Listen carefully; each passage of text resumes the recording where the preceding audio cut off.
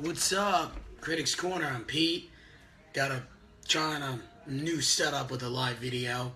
I got all the fun comic book stuff behind me, and here we are. So today, got a little music in the background, a little mood.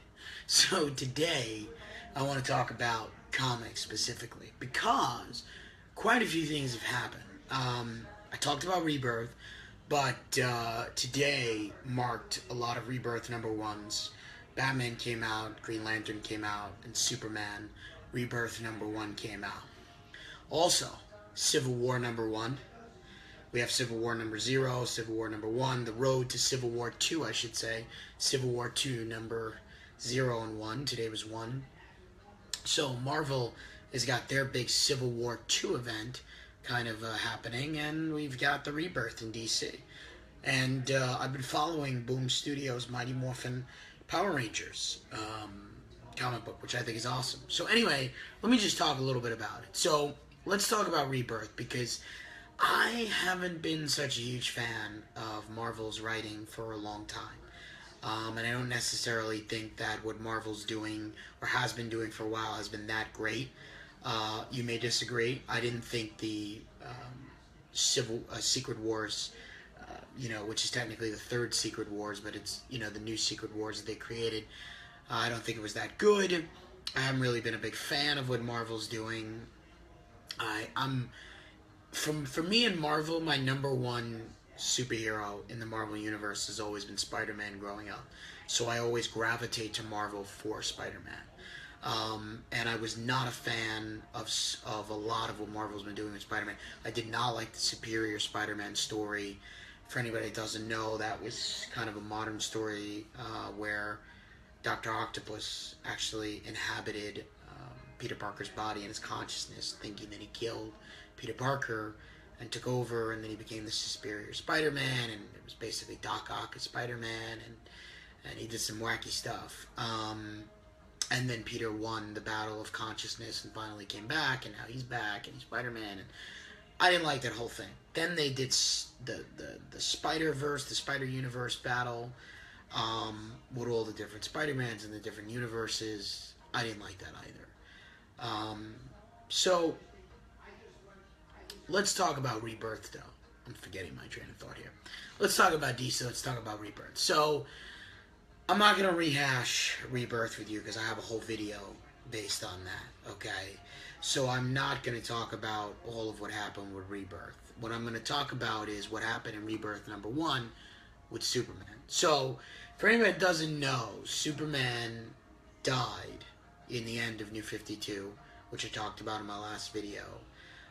And in the beginning of Rebirth number 0, the actual DC Rebirth issue, Superman is dead. But now we've been in the New 52 universe, which started in 2011, and that's the Superman that died. As I mentioned in my previous video, Superman, the Superman pre-Flashpoint, which was the Superman that fought Doomsday, okay, and the Superman that was from the 1986 modern age, okay, the revamp and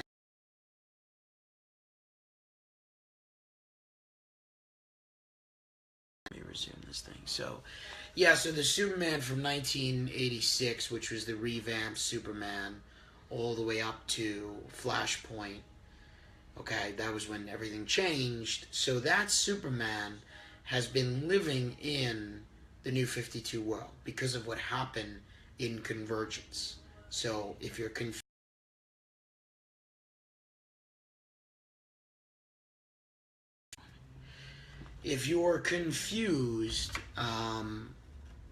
read Convergence and watch my past video, okay? So, and read Superman, Lois and Clark, which is a series that's been running in DC, which explains what happened with the original Superman pre-Flashpoint that's been living in the 52 world, and kind of just because of what happened in Convergence, he now, that original Marvel Universe, that original Earth, which is the Earth of all the DC characters from that 1986 modern age up until pre-Flashpoint, is gone. but he survived with Lois and now his child, who's now a couple of years old. And what happens in Rebirth #1 is that Superman who gets involved with the end of New 52, which is the death of the New 52 Superman. He gets involved and then kind of flies off. And now in Rebirth #1, you see that he goes to the monument that they erected for him, and he finds Lana Lang, New 52 Lana Lang. And he kind of reveals to her who he is, but he doesn't want to tell her everything for fear of the privacy of his, of Lois and his son. But he basically tells her enough, and he's under the belief, and he expresses this to Lana, that Superman is going to be this Superman, New 52 Superman, is going to come back to life. He tells her what happened with him. He tells her what's happening is, in my world, when I was killed by Doomsday, I came back to life.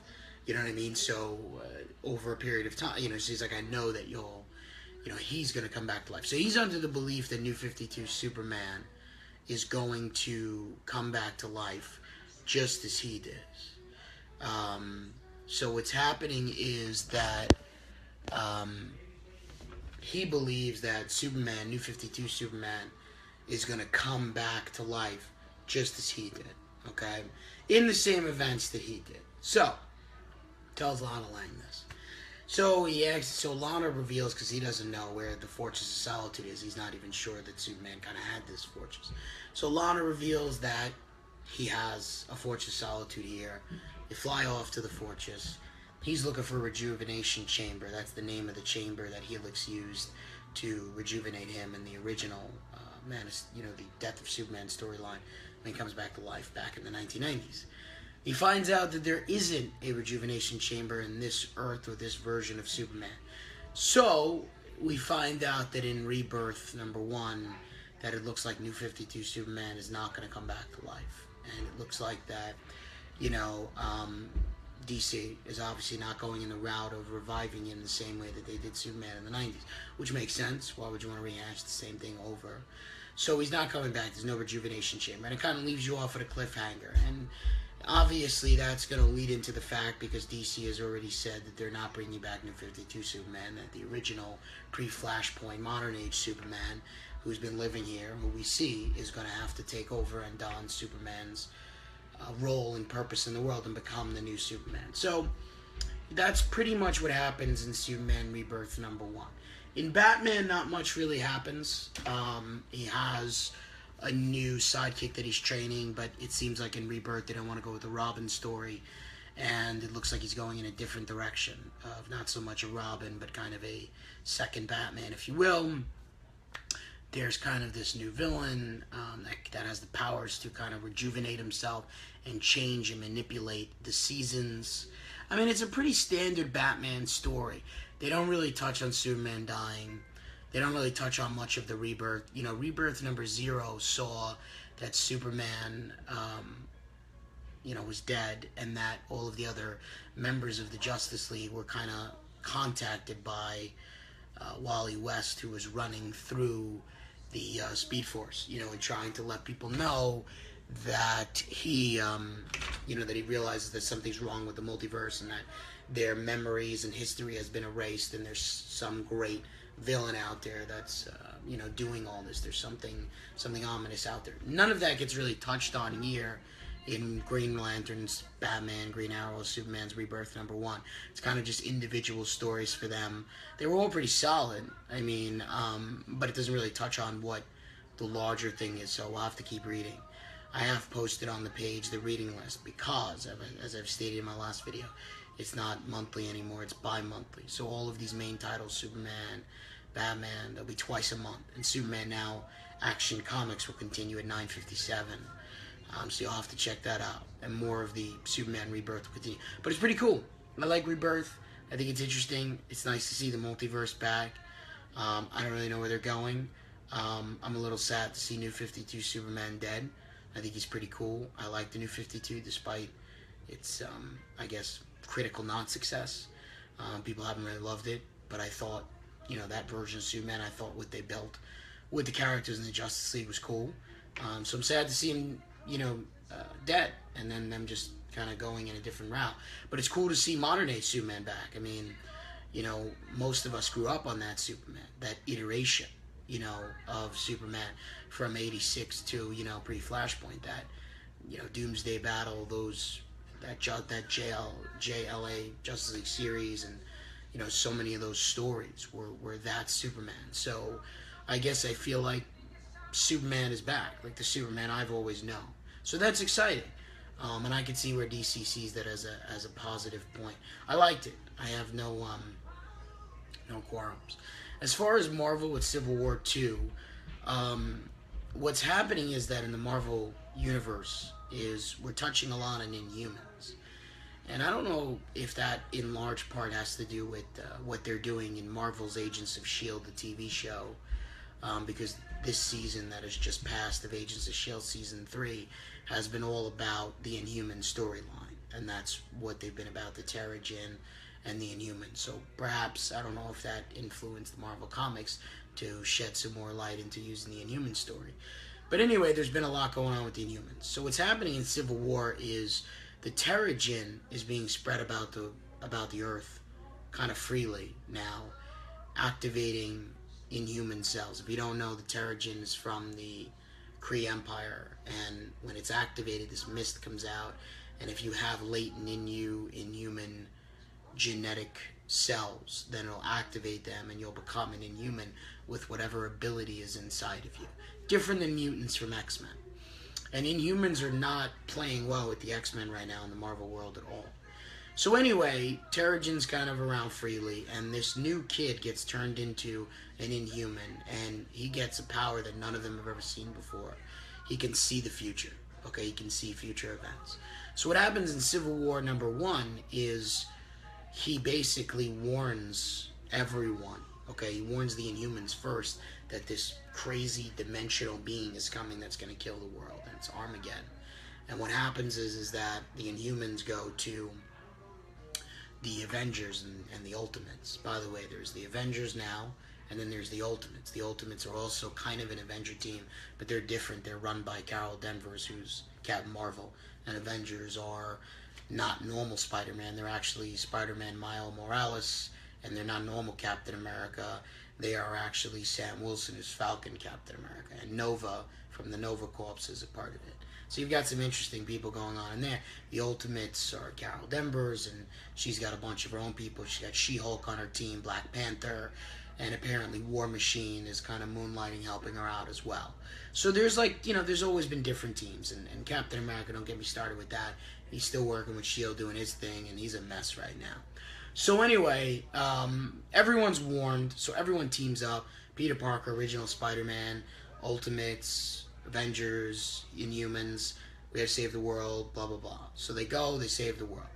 But Tony Stark and a couple of other people, mainly Tony, are very questionable about this particular Inhuman that has the ability to see the future. Because, and this is very interesting because one of the early topics in the original Civil War, and this has surfaced itself a lot. In fact, this was a topic that was used in Captain America Winter Soldier.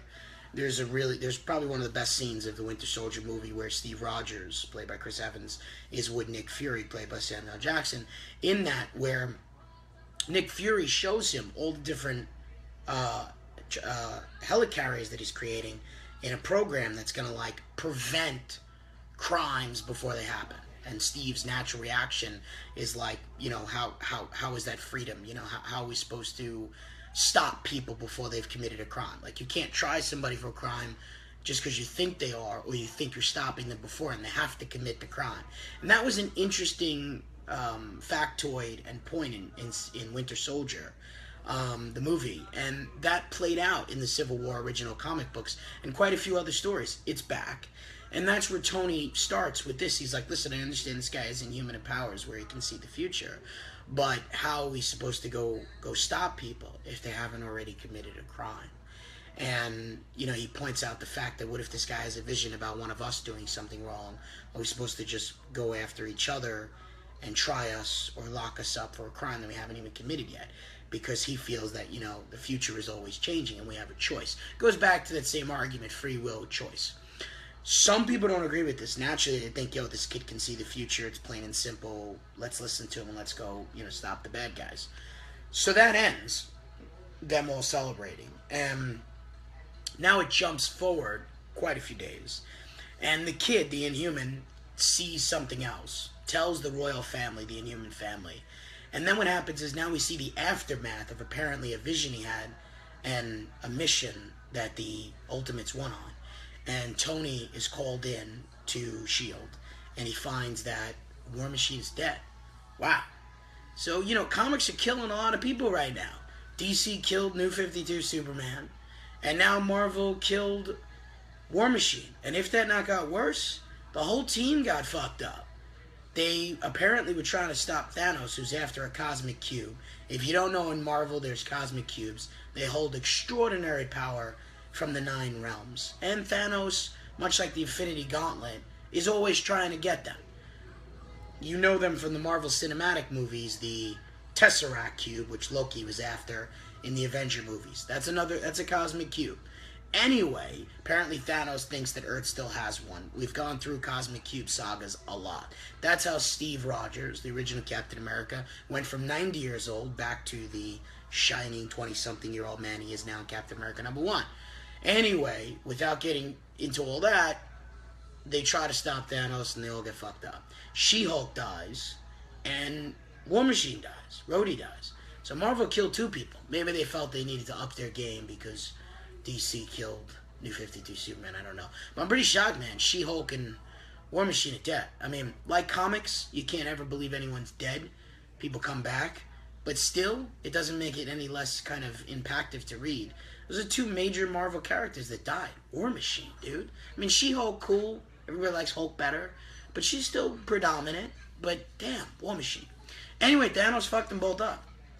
So, Iron Man actually at the end of Civil War #1, Civil War II #1, is pissed off.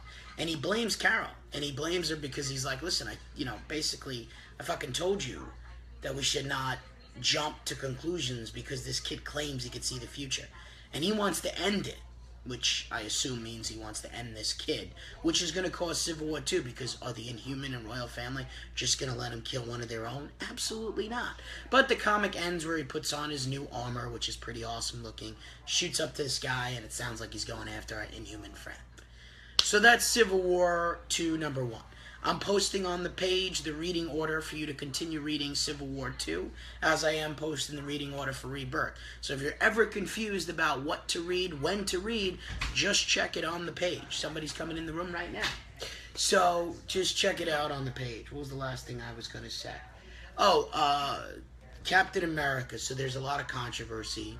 Clark Gregg, who plays Coulson in ABC's Agents of S.H.I.E.L.D., tweeted that he does not agree with this. Chris Evans, who plays Captain America, does not like it either. And most people don't like it, but it has been revealed in the rejuvenated Captain America and the rejuvenation of his solo series, Captain America #1, that he all along has been a Hydra agent. That apparently when he was a young kid, his mom was recruited by a Hydra agent. She was part of the secret society. And they're trying to say that all of these decades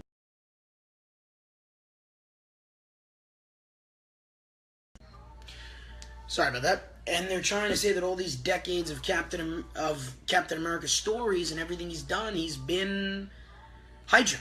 I have no idea how that makes any sense, considering he is the most anti-Hydra, because Red Skull and Baron Zemo, or his 2 most powerful villains, have been each the heads of Hydra, and all he has done in his entire career is tried to stop them, minus his efforts with the Avengers. I have no idea. World War II was all about him fighting Hydra and the Red Skull. I have no idea. But if you read it, I mean, it's a decent read. It's intriguing. The idea is that, his mother was helped by a woman. Steve's father was abusive, okay? And one night when Steve was young and the father was being abusive, his mother was helped by a woman who showed her kindness, took her out for dinner, and said to her, listen, I'm running this organization. I think you'd benefit from coming to it. It's revealed that it's a pamphlet for early stage of Hydra, pre-World War II.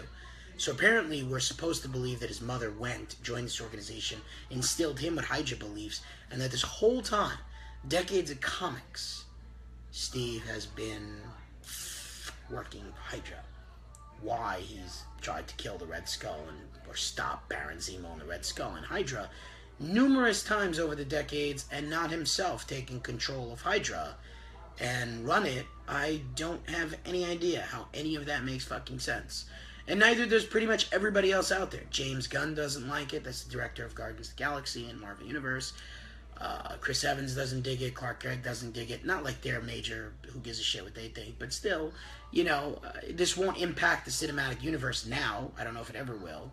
But at the end of the day, it's Hydra. I don't know where it's going. I guess it's just something new. But I don't get it. I mean, how did he beat Zemo? How did he beat Red Skull? Why did he beat him all those years? Why didn't he just take over Hydra? I don't know. I mean, why did he help the Avengers? I mean, why did he help S.H.I.E.L.D.? Why did he, in Civil War, the original one, why did he, turn against Tony? And, why did he lead his crew? Why wasn't it all, I mean, there's so many things that he's done over his years that are so anti-Hydra and make no sense. I don't get it.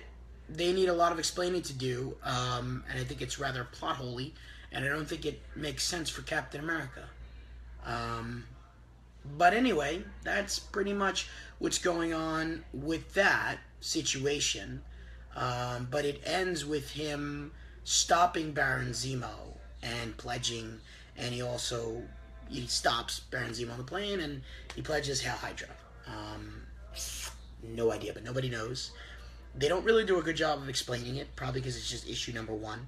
The only thing that we get is the flashbacks of his mother, and then, like I said, that culminated to the fact that it looked like his mother was invited to go to early secret meetings of Hydra, and it seems like she may have gone. So I guess that's our only early indication. Otherwise than that, it's pretty much where we're at. As far as what's going on in Amazing Spider-Man, again, not a huge fan of what they've been doing to Spider-Man, but now that he is Spider-Man again, after defeating Doc Ock, who was the superior Spider-Man, and driving him out of his consciousness, and beating the Spider-Verse problem, he now has assumed control of a company that Doc Ock started when he was in Peter's body as superior Spider-Man, Parker Industries, an innovative technology company, putting Peter where he needs to be, finishing all of his masters and his PhD degrees, etc. So I guess he owes Doc Ock for something, huh? So now Peter is, you have years of Spider-Man where he was a high school teenager that was just a pure fucking fuck up, okay? Then you have the college years where he was trying to get his master's and his PhD, but just could never get around to it because he was Spider-Man, and trying to date every person that he could, and then finally marrying Mary Jane and making that work, which was rocky at its best. And they were pretty broke. Besides Mary Jane getting somewhat famous as an actress or model, they were generally pretty broke. And he was never really making money. He was a photographer, back and forth with Daily Bugle, as you know, trying to make it. Then they played around with a story where he was like a high school teacher for a while. Then they did the Ultimate storyline, which was all about him still being a high school kid again, fuck up again. That was the Ultimates world, but still saw him as a high school teenager, making his way. But predominantly, Spider-Man, he always was kind of like, hey, I don't have a great job. I'm either a teacher, or I'm taking pictures for the Bugle, I'm living in a shitty apartment, I'm super smart scientifically. The only time we really saw him kind of climb out of that was in Civil War, when he was finally an Avenger working with Tony Stark in Stark Towers. And things were looking a lot better until he, of course, had conflict of conscience and sided with Captain America in Civil War midway through, and pretty much severed his relationship with Tony. But now it seems like predominantly Peter is he's not that broke-ass bastard anymore. It seems like they're going with a story where, he's happily running Parker Industries. The idea is that Spider-Man is Peter Parker's bodyguard, which, if anybody knows Iron Man, that's how Iron Man started for years. The Iron Man comic was that Tony Stark, the billionaire, his bodyguard was Iron Man, who he created tech for, even though Iron Man was an Avenger and worked with S.H.I.E.L.D., until he finally revealed, hey, by the way, I'm Iron Man. So we're kind of doing the Iron Man thing now. It's, hey, I'm Peter Parker, billionaire CEO now, and Spider-Man's my bodyguard, and I make tech for him. Our company makes tech for him and S.H.I.E.L.D. and the government to protect the world and basically help a superhero. And we use that tech that we make for him to help make the world a safer place. That's the Amazing Spider-Man now. And Peter's rolling in dough. And he's got a company that's worldwide now. And he's like Tony Stark too, you know? Yeah, I mean, it's cool. You know, cool. He's on the high rise. I kind of dig it. He's now with Mary Jane. He's dating a really hot Japanese chick that works for his company. Awesome, Peter. So, you know, I like it. But, like, the company's making Spider-Mobiles and Spider-Copters and Spider-Bikes. And why are we going back to that era? Which just ridiculous. I like the suit. The suit now has a HUD, kind of like Iron Man, so his eyes can turn into a HUD, and he's kind of got, you know, different, you know, you can use it for different reasons. It's an interactive computer now that can help him. That makes sense. The suit is now controlled more like an Iron Man suit. It kind of comes on and off at will. It's armor. It protects him more. He has different web cartridges now, so now he can activate different things. He can have web shooters that electrocute somebody, tase them. He can have web shooters that are acid. He can have all these different type of varieties. It's like different web gadgets, if you will. That's cool. So there's, you know, there's like additives to this new badass kind of Peter Parker, with the money and with the company and with the technology and the innovation that makes Spider-Man himself, his outfit and his tech and his superhero you know, abilities cooler. So it's cool. It's different. I mean, I guess we've had the kind of broke guy in leotards for a while. And then the only change up was symbiote suit and Iron Spider-Man. So it seems like they're kind of going back to the Iron Spider-Man feel, where he's all teched out, but it's not Tony, it's him doing it. So it's cool. You know, check it out. It's worth a read. It's exciting to see kind of Parker Industries and Peter Parker being this badass billionaire and all the tech he's making. It's a little cocky for my taste, because there was always a insecurity to the core of Peter Parker. That's what we loved about him. You know, I remember Stan Lee used to say that like, you know, he's kind of the everyman. You know, he's not the perfect superhero like a Superman or a Batman. You know, there's a lot of kind of insecurity and conflict within him. You know, he always, you know, had that. And I think that was at the core of Peter Parker. He wasn't that perfect superhero. He was the one that struggled with decisions, struggled with being a superhero, and struggled with making it work and believing in himself and whatnot. So I think that some of this kind of overconfidence now, and what I'm seeing is a little bit deviant of the core of what I think we all love about Spider-Man and what Peter Parker is. Anyway, check it out. You know, it's worth a read. The last thing I'll say is Power Rangers and Boom Studios. Really cool. It's more of a mature, modern take on Power Rangers, which I think a lot of people are liking. It's been selling out like hotcakes. Go Boom Studios in Sedan. So they're up to 2 issues, and then they just released the Pink Ranger #1 issue. It's pretty cool. Right now the first 2 issues are after Tommy being evil as the Green Ranger, if you remember that storyline. He's now part of the team, but he's still conflicted with his decisions of being a Power Ranger and following the team and following rules and kind of playing by the book, and that's an interesting twist that they're going with. He feels like a loner. He feels like they won't ever quite accept him. So there's a lot more psychology and story writing to the new one. Not to downplay Mighty Morphin Power Rangers, the show as a kid, but you know, those first 2 seasons were mostly Japanese footage, and they, I guess, wrote and shot whatever they could to Americanize it with the American actors. But in all honesty, you're not going to get the most complex stories out of that. I love it, grew up on it, but let's be real. I think this is more complex now. There's more psychology behind it. There's more character-driven emotions behind it. So anyway, Tommy definitely feels like an outsider. He feels like he will never quite fit in with the team, and he struggles with fitting in, struggles with owning up and making amends for the bad things he did as the Green Ranger, and really just being one of them. And he's hearing in his head, Rita keeps toying with him, and she keeps speaking to him in his head and, you know, planting seeds of self-doubt, and she's trying to manipulate him, even though he's fighting back and, you know, trying not to let her get to him. But clearly it's getting to him because he's fucking up, you know, as a Ranger.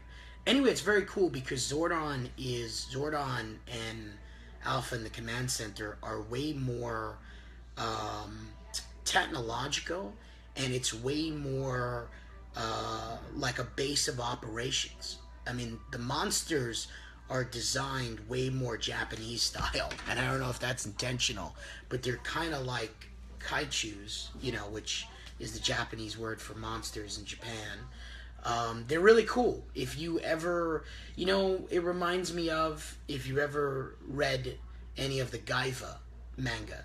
I don't know if you ever have, or if anybody's ever watched Guyver. There's two animated series. There's an older one from the early 90s, and then there's a modern one from the early change of the millennium. Excellent anime series. Excellent manga, too. It kind of reminds me, you know, of those type of monsters that you see in anime. And they're definitely making them more kaiju, you know, design. They're much cooler, much more menacing, much more cooler. Again, maybe, you know, if Pacific Rim is something you can relate it to, certainly like those kaijus.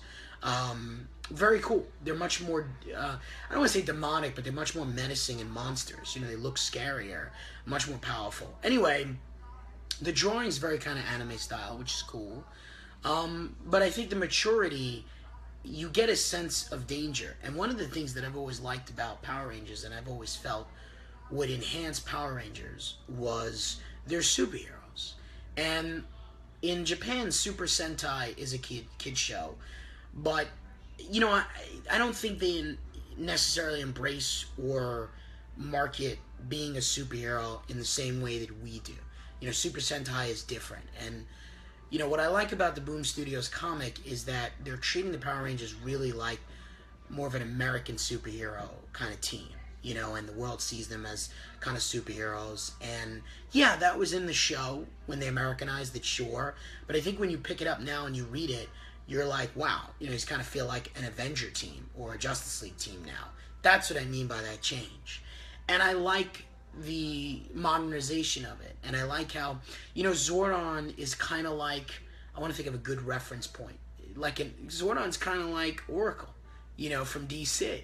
Like, or, you know, just S.H.I.E.L.D. in itself. You know, I mean, like, Zordon's got, you know, shit together. And they, like, and they talk about, like, analyzing, you know, the villains and the monsters. And there's a lot of kind of interesting tactics to it. There's actual, like, military tactics to what they do.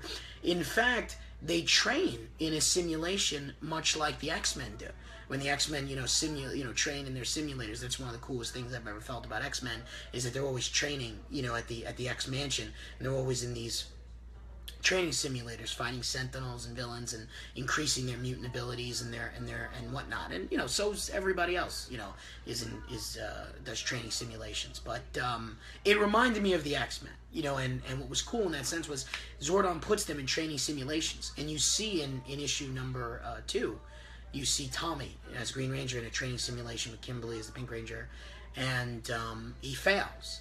And, you know, Zordon's like, listen, you know, this simulation was meant to make you fail, to see how you would handle, you know, failure, you know, and adapt and overcome it and move forward, because as much power as you have and as much as you try, you will have moments of failure, and you have to deal with them. You know, it's complex for Power Rangers. That was dope. And Tommy does not handle it well. He's like, I want to run the simulator again, you know, fucking crank that level up, you know, let me go in there, let me kick ass, you know, I can do this, you know, and it's kind of like, you know, you can see that he's not handling things well, you know, trying to be a good guy and dealing with what he did with Rita. So anyway, I like the modernization of it. If you haven't read it, check it out. Drawing's awesome. Like I said, modernization's great. I love what they're doing with all of it.